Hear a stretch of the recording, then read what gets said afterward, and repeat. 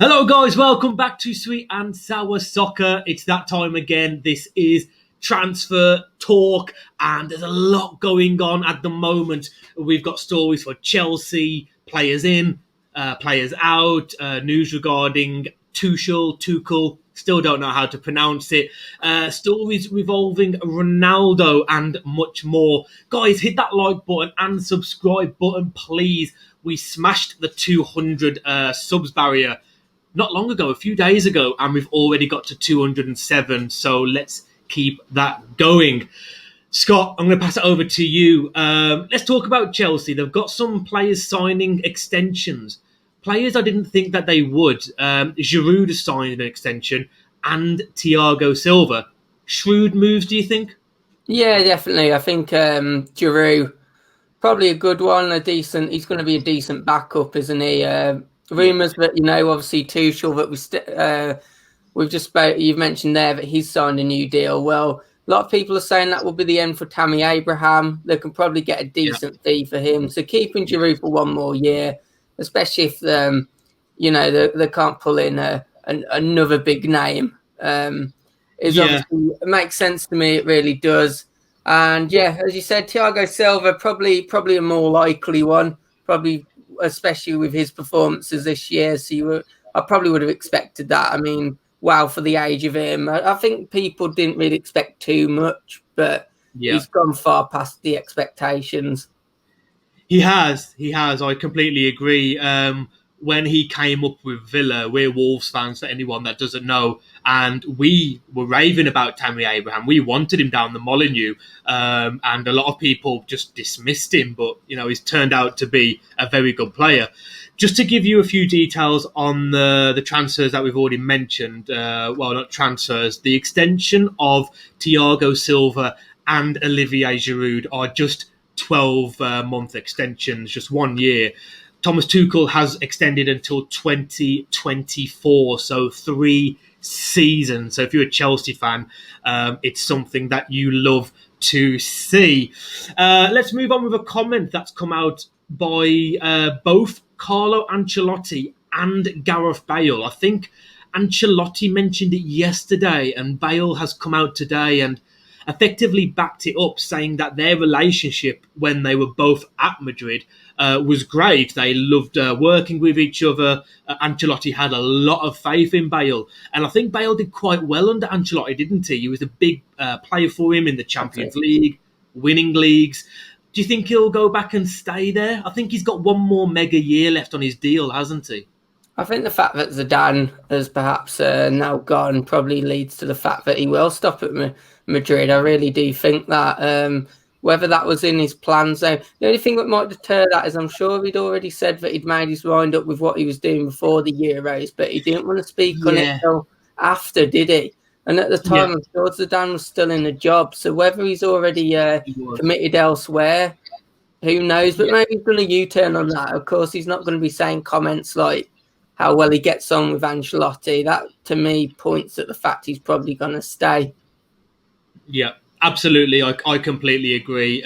You want to see Bale playing good football, don't you? And if Carlo Ancelotti can get the best out of him in the years he's got left, then great. Let's move on to Everton. Everton have been in the news a lot for obvious reasons over the last week or so. And they've confirmed that they're going to be releasing 4 players, 3 of them quite key players. Theo Walcott, Yannick Balasi, and Josh King. Josh King, who only came in January. What do you make of this? And Yannick Balasi, 3 or 4 years ago, was touted for big things. Josh King, another player. Would you take a punt on him at the Molineux? Where could you see him going? Do you see another Premier League move? I think someone would from the Premier League like him as a second striker. Of course, Fulham wanted him, didn't they? I think a lot of Fulham fans were saying, well, why didn't he just come to us? Maybe we could have stayed up if we had a Josh King. It really hasn't worked out for him at Everton. Don't think he got a goal. I really don't. And he got quite a few appearances on top of that. I mean, the other names you've referred to, Yannick Balasi, obviously Theo Walcott. I think Everton fans would be quite happy to get them off the wage books, big wages. Balasi will be an interesting one again, and I think Theo Walcott, you'd probably fancy for him to return to the Saints, maybe, for me, after his year on loan there. Yeah, he's had a good spell, hasn't he? There's been times where he's really, really played well for a spell of 3 or 4 games. Never quite got that consistency, but Southampton have struggled with injuries this year and haven't actually. They didn't finish the season that well. Did they finish one place above the relegation zone? Did Burnley overtake them in the end? I'm not too sure on that one, but it wasn't very high up, was it, in the No, end? they weren't. I might be wrong, but I think they finished 17th. Don't crucify me if they didn't, but I think it was a disappointing season anyway. Guys, the fourth name on that list of Everton players that did get released was Robin Olsen. He's a keeper who was on loan, and he's going back to his parent club of Roma. Let's move on to Swansea, bit of championship news, and this is a surprising one, isn't it? Andre Ayew, their top goal scorer for the last 2 seasons. He's been released. Not even a transfer, just being released. Yeah, a bit of an odd one. This, I don't know. I think again, wages are the thing. Apparently, he was on ridiculous wages from the Premier League. Apparently, he was on. I read the comments saying he could have been on not as high as £70,000. I mean, that's what he was on a week. That was when he was in the Premier League. But obviously, a lot of these clubs would have probably put in not release clauses. They would have put in stipulations where often the like a tier system, isn't it? Like a tier system, time. But maybe that's why. Maybe his wages are too high, and they're just like. But I don't know, it's a bit of an odd one. You would have thought that Ayew might have accepted that he was now not going to get those high wages and would have potentially negotiated another deal, but not to be. And again, as you say, potentially a Premier League club might look at him, or a top championship team indeed, for those the stats that he recorded last season. Yeah, absolutely. I think there'll be a few suitors for him in the championship. We've got a friend who we met through doing YouTube, Brad, amazing channel. We can put the link in the description, who's a Huddersfield fan. I think they would love a player like that who's got that experience to try and get them up into the top half of the league again. Yeah, definitely. Again, it could be an issue of wages. It's interesting if Swansea couldn't agree a new wage. What's he expecting? I'm not really sure on that one. Shall we bring out one of the bigger stories? Let's talk about probably one of the biggest players in football, Ronaldo. Yeah. Let's move on to that, and let's tie that in with Mbappé as well. Let's pull out a double one here. So there's 2 stories that are coming out from this. Juventus and PSG apparently debating a swap deal. That was broke yesterday. I can't see this. I could see Ronaldo going to PSG, but I don't really see. I don't know. I don't see what the worth is of doing a swap deal. Obviously, it would be Ronaldo and a lot of money on top. But I mean, we've spoke before, haven't we, that the Ronaldo transfer to Juve, they ended up pretty much admitting that they overpaid. They've overgave him a lot of money, and the commercial impact that he expected to see didn't really materialise. Yeah. Who do you think gets the better deal there? It depend how much Juventus would pay for the additional add-ons. I mean, what would you value Ronaldo at now? I mean, surely there's going to be no sell-on value to PSG when they take him on. No. You think of shirt sales alone, though, publicity for the club. Does it? Well, you say it would pay itself. We thought that about Juventus when he went there 3 years ago now. Is it 3 seasons? And they've come out and said this season at some point, so I think it was earlier on in the season, that yes, the Champions League is what they wanted from him, but from a financial aspect, because of the demands he asked for, it hasn't even worked out on a financial level. Has he got that pull now, Ronaldo, where you've got the likes of Sancho and Haaland and Mbappé all coming through the ranks? Is Ronaldo the most sought-after player in the world? I mean, Ronaldo to PSG, it sort of makes sense for him in a career move, and I think Mbappé to move away from the French league makes sense for him too. I mean, It's one of those, isn't it, for me, where I still can't believe Neymar has signed a new deal there. I just really didn't see that one coming, and we've already gave our opinions on that one before. But yeah, a real interesting one. But Mbappé, of course, he hasn't just been linked with a swap deal to Juve. He's No, also he been linked hasn't. to Liverpool. He has. If you're a Liverpool fan, is it time to get excited? I don't know. You get a lot of rumours, obviously, in the summer. A few murmurings that apparently Michael Edwards, who is Liverpool's sporting director, is meeting with his father, Mbappe's father, who is also, incidentally, his agent, which is quite common nowadays.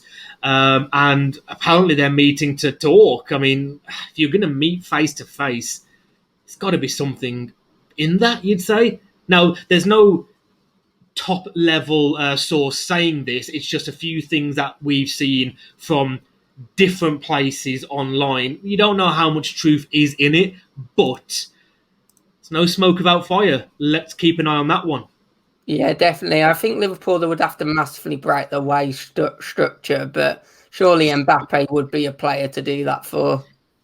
And if you do have to lose someone like a Mane, that's an upgrade. I love Mane, but I think that's an upgrade. And I don't know Mane's contract situation, but you could get 60, 70 mil for him. So, do you maybe do a swap deal if they don't get Ronaldo? Who knows? But yeah, a lot's going on with Mbappe, that's for sure. And it will happen every summer until he leaves, obviously. Let's move on to Germany, and Bayern Munich are set to complete the transfer of Saul Niguez, I think it's pronounced. He's only 26, played a lot of games for Atletico Madrid in midfield. I think he scored 45 or 46 goals, and the fee is £68 million. I think that's a great transfer. He's such a good player, as we saw this season in La Liga. Bayern Munich just buy everyone, don't they? Not even in their own league from Dortmund. They're just so good at improving their squad every single year. Yeah, it's an interesting one, isn't it? 68 million. Sometimes you look at Bayern's achievements before, and they often bring in players on the cheap, and they have high value now. This one's not Yeah. going to be about that. That's going to be a tried and tested player, which is Absolutely. it's one of them. They're going to want to compete in the Champions League. They had a little hiccup, didn't they, in the league this year before they did what they usually did and just wiped the floor with it. Yeah, absolutely. Yeah, I don't even watch that much German football. I was going to say something else, but I'd probably just be speaking nonsense, so I'm not going to embarrass myself. Let's move back to Chelsea. Now, this story will... I've already had arguments with people about this in the last 24 hours. I'm not a massive fan of him. I do respect what he can offer, but it doesn't happen enough in my eyes. Adama Traore, apparently Tuchel is a big fan of his and wants him to play right wing back for Chelsea. You'd think after this season, Tuchel has tried to play Azpilicueta there a few times, and we know James can play on that right side of a centre-back role. You've got to think with the skill, the pace, the technicality of both James and Adama on that right-hand side. I wouldn't want to be a Luke Shaw or a Luke Adina, put it that way. I would not want to play on the left. There's been reports of 40, 50 or even 60 million. So what do you think? If we were to sell him as Wolves fans, one, would you be happy? And two, if you would be, what fee would you demand? Well, it's an interesting one, isn't it? Even 40 million, we're doubling our investment. Yeah. Obviously, we brought him in for £18 million. It's an interesting one with Adama. I think I've always said that I see him going to a bigger club and being a bench player. I find him an impact player. I think he's someone that could bring stuff off the bench. Chelsea fans might be interested, but before he said he doesn't like playing right wing back. But this is a man that it wouldn't surprise me if he did move to Chelsea to become a right wing back, knowing that he'd probably get to go up the pitch a lot more than perhaps playing that role for another club Mate, like ourselves. Interesting one, but Adama has actually come out and said something pretty cryptic, not to like Chelsea in particular, but he pretty much said it's great to be linked to the top clubs. At the moment, he's focusing on the Euros, and then he will look and speak with his agents about anything that's on the table. That to me says this is not a man that wants to stay at Wolves. And we've got a bit of evidence from the fact he's yet to sign a contract extension. So I think if we can't agree a contract extension, then this season will be probably the one to get rid of him, because I think this is where we can make the most money off it, given his contract circumstances. Yeah, absolutely. I agree. I don't think Adama owes us anything. I don't think we owe Adama anything at all. We've kind of put him on the map in terms of on a world stage. I think that's fair to say. And I think his inclusion in the Spain squad for the Euros proves that he was always on the fringes for that, wasn't he, at Villa and Middlesbrough.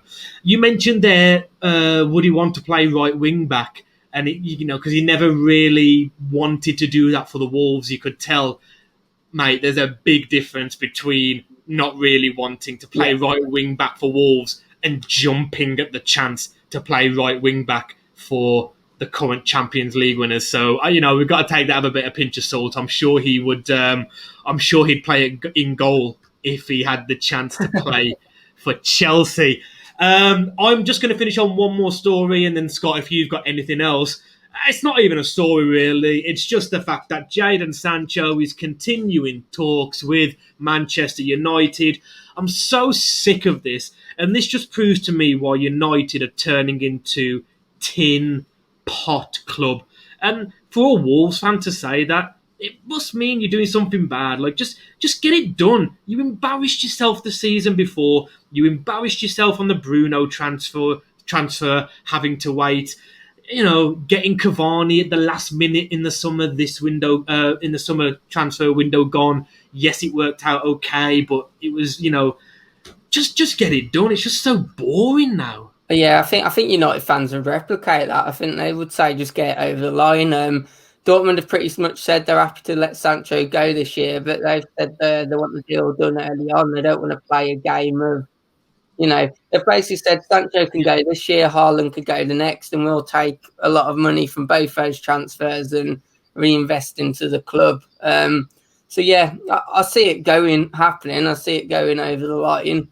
But if they don't hurry up, someone else might come in and go, right, we'll pay the money. Done.